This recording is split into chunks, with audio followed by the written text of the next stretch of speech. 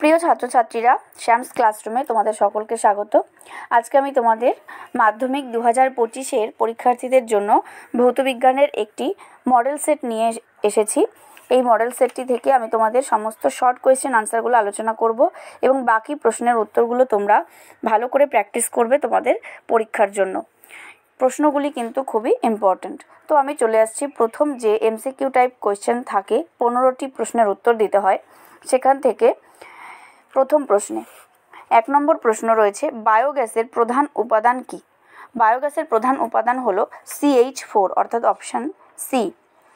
Next, SI পদ্ধতিতে সর্বজনীন gas ধ্রুবকের মান কোনটি? এক্ষেত্রে তোমরা অপশান লিখবে সি অপশান। 3, অ্যামোনিয়া গ্যাসের বাষ্প ঘনত্বের মান কত হবে? 8.5 অর্থাৎ অপশান ডি। কোন একটি তরলের আপাত প্রসারণ গুণাঙ্ক ও প্রকৃত প্রসারণ গুণাঙ্ক এদের মধ্যে সম্পর্ক হলো অপশান সি। মায়োপিয়া রোগের চিকিৎসায় যে ধরনের লেন্স ব্যবহৃত হয় তা হলো অবতল লেন্স অর্থাৎ অপশান বি। এরপরে তোমরা দেখো 6 নম্বরে, আকাশ নীল বর্ণ ধারণ করে, তার কারণ কি? আলোর বিক্ষেপণ অর্থাৎ অপশান বি। নিচের কোনটি তড়িৎ প্রবাহের একক? Option C watt. এরপর নিচের কোনটির ক্ষেত্রে যান্ত্রিক শক্তি তড়িৎ শক্তিতে রূপান্তরিত হয়? Electric generator. 9 যে প্রশ্নটি আছে, 3 প্রকার তেজস্ক্রিয় রশ্মির ভেদন ক্ষমতার ক্রম কোনটি? Option C. প্রদত্ত কোনটির পারমাণবিক ব্যাসার্ধ সর্বোচ্চ? ক্যালসিয়াম। ওলিয়ামের রাসায়নিক সংকেত কি? H2S2O7 অর্থাৎ অপশান বি। নেক্সট, রূপোর ওপর সোনার তড়িৎ লেপনের সময় অ্যানোড হিসেবে ব্যবহৃত হয় AU। এরপর প্রশ্নটা যেটা রয়েছে, একটি প্রাকৃতিক পলিমার হলো সেলুলোজ। যে গ্যাসটি জলের নিম্ন অপসারণ দ্বারা সংগৃহীত হয় তা হলো N2 অর্থাৎ নাইট্রোজেন। প্রদত্ত কোনটি জিঙ্কের আকরিক? ক্যালামাইন। এই হলো 15টি প্রশ্নের উত্তর। এরপরে চলে আসছি আমরা এসএকিউ টাইপ কোয়েশ্চেন। 21টি প্রশ্নের উত্তর করতে হয়, এর মধ্যে অপশান থাকে। দেখো 2-1 যেটা রয়েছে, কোনটি অর্থাৎ কোন বায়ুস্তরটি প্রাকৃতিক সৌর পর্দা নামে পরিচিত? সঠিক উত্তর লিখবে তোমরা ওজোন স্তর। অথবা দিয়ে একটি প্রশ্ন আছে, একটি অপ্রচলিত অনবীকরণযোগ্য শক্তি উৎসের নাম কি হবে? সৌরশক্তি। 2 প্রশ্ন, বায়ুমণ্ডলের কোন স্তরটি বেতার তরঙ্গ প্রতিফলিত করে? থার্মোস্ফিয়ার। 3 যেটা রয়েছে, স্থির উষ্ণতায় কোনো নির্দিষ্ট ভরের গ্যাসের জন্য P ভার্সেস 1/V লেখচিত্র অঙ্কন করো। তো তোমাদের এটা লেখচিত্র অঙ্কন করতে হবে। 4 দেখো, কোন বিশেষ শর্তে কোনো বাস্তব গ্যাস আদর্শ গ্যাসের মতো আচরণ করে? শর্তটি হলো কি? যে নিম্নচাপ এবং উচ্চ উষ্ণতায় থাকতে হবে, তবেই কোনো বাস্তব গ্যাস আদর্শ গ্যাসের মতো আচরণ করবে। 5 প্রশ্ন দেখো, তাপ পরিবাহিতার অঙ্কের এসআই একক লেখো। এসআই এককটি কি হবে? আমি এখানে স্ক্রিনে লিখে দিচ্ছি, তোমরা দেখো। যে S⁻1, M⁻−1 এবং K⁻−1 সব কটাতেই পাওয়ারটা হচ্ছে -1 করে হবে। এরপরে নেক্সট 6 যে প্রশ্নটা রয়েছে, একটি উত্তল লেন্সের সামনে তার ফোকাস দূরত্বের দ্বিগুণ দূরত্বে কোনো বস্তু রাখলে প্রতিবিম্ব দূরত্ব ও বস্তু দূরত্বের অনুপাত কত হবে? সেক্ষেত্রে অনুপাত হবে 1:1। চলে আসছি নেক্সট কোয়েশ্চেনে। 7, আলোর বিচ্ছুরণের একটি প্রাকৃতিক দৃষ্টান্ত দাও। তোমরা সকলেই জানো, এটি হবে আকাশের রামধনু। এরপর যে প্রশ্নটা রয়েছে, অথবা দিয়ে একটি লেন্সের নাম লেখো যার দ্বারা সর্বদা বস্তু অপেক্ষা আকারে ক্ষুদ্র, অসৎ ও সমশীর্ষ প্রতিবিম্ব গঠিত হয়। অবশ্যই হবে অবতল লেন্স।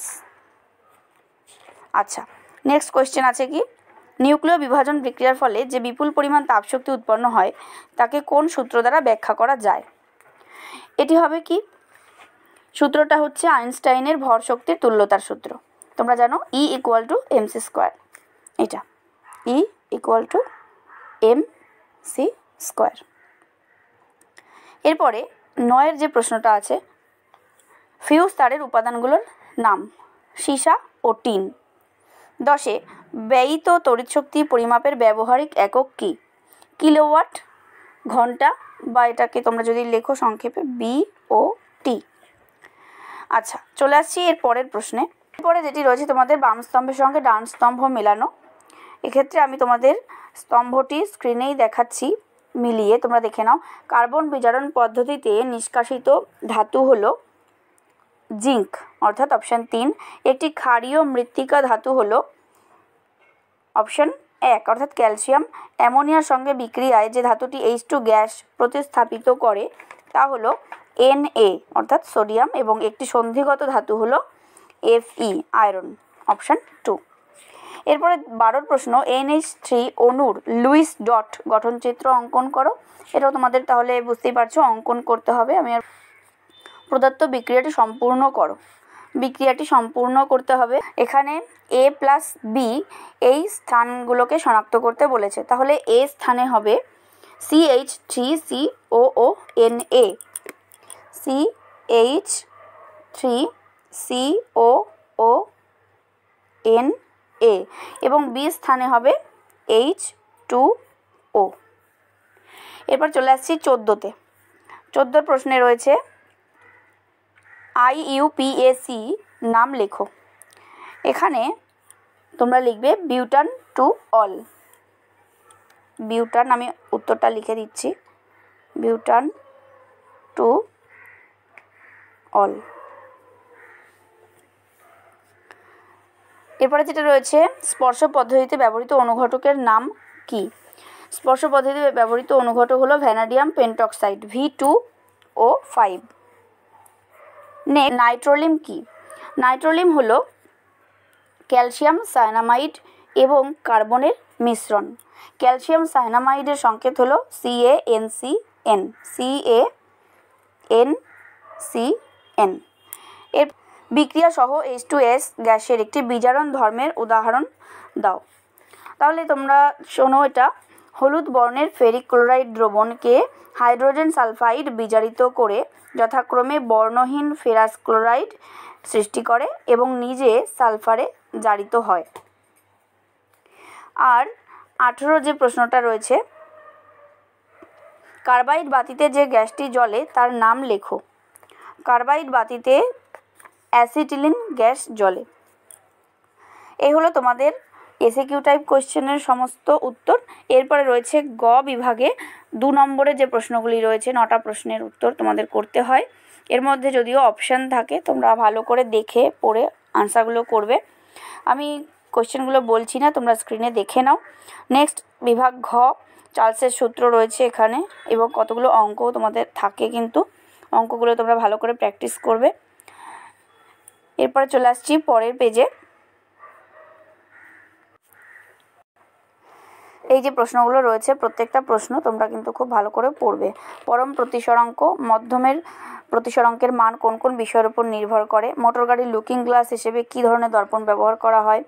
ওহমের সূত্র। নেক্সট নিউক্লিয় সংযোজন বিক্রিয়া, তেজস্ক্রিয় আইসোটোপ ব্যবহৃত হয় কোন কোন রোগের কী কী চিকিৎসায়? এরপর হচ্ছে 3টি মৌল A, B ও C, এদের পরমাণু ক্রমাঙ্ক যথাক্রমে 11, 15, 18। তাহলে কোন মৌলটির তড়িৎ ঋণাত্মক সর্বাধিক? এখানে যে প্রশ্নগুলো রয়েছে, কপার ধাতুর তড়িৎ বিশোধনের ক্ষেত্রে নিম্নলিখিত তথ্যগুলি পরিবেশন করতে বলেছে।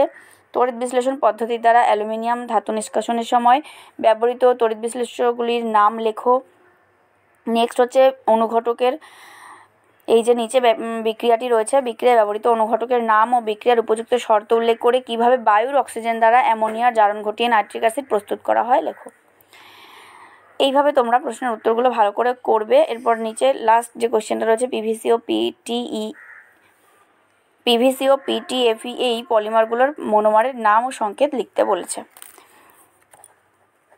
এই হলো তোমাদের সম্পূর্ণ একটি ভৌতবিজ্ঞান প্রশ্নপত্র নিয়ে আলোচনা। তোমরা তোমাদের পরীক্ষার প্রিপারেশনের জন্য অবশ্যই প্রশ্নপত্রটি প্রস্তুত করো। ভালো থেকো। চ্যানেলে যদি নতুন হয়ে থাকো তাহলে অবশ্যই সাবস্ক্রাইব করে দিও। আর ভিডিওটি ভালো লাগলে অবশ্যই লাইক করো, শেয়ার করো বন্ধুদের। ভালো থেকো, টাটা।